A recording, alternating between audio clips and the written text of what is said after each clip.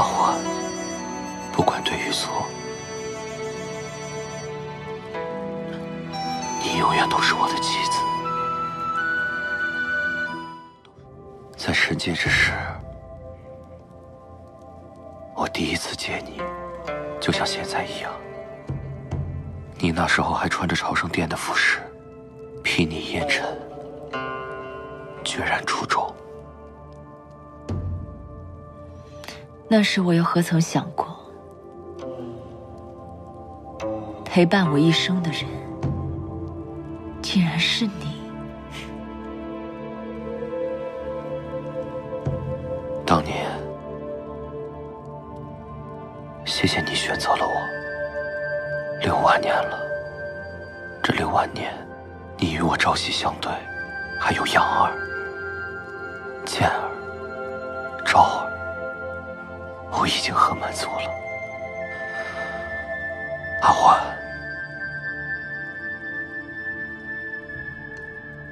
其实我早该告诉你，我喜欢的不是神界尘封后这世间最尊贵的天后，而是当年大理朝圣殿会为了上古神尊一句嘉奖而高兴一整日的吾欢。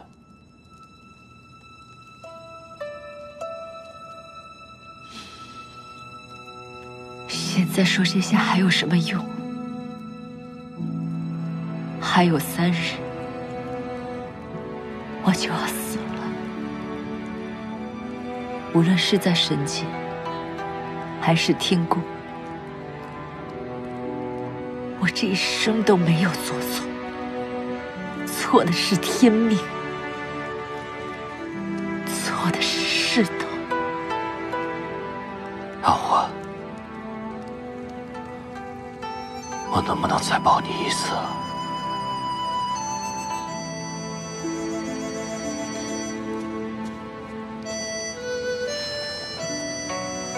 阿欢，不管对与错，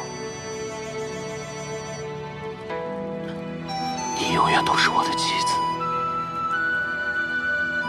都是我儿女的母亲。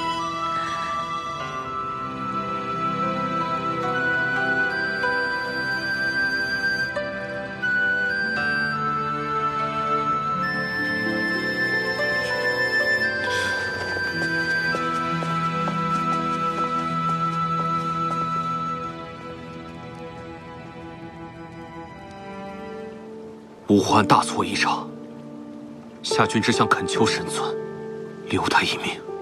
目光啊，吾欢嫁给你6万年，为你生儿育女，陪伴你左右，你护她自是没错。可你曾想过，这6万年间，她高坐云端，享世间无上尊荣，而你的师尊月弥，在这沼泽之旁，石像之中，6万载不见日月，不得安息。月弥神君对你寄予厚望，令你刚入神界便成星矢之职。至阳亦是如此。神界关闭前，便将下界托付于你。可你呢？太令我们失望了。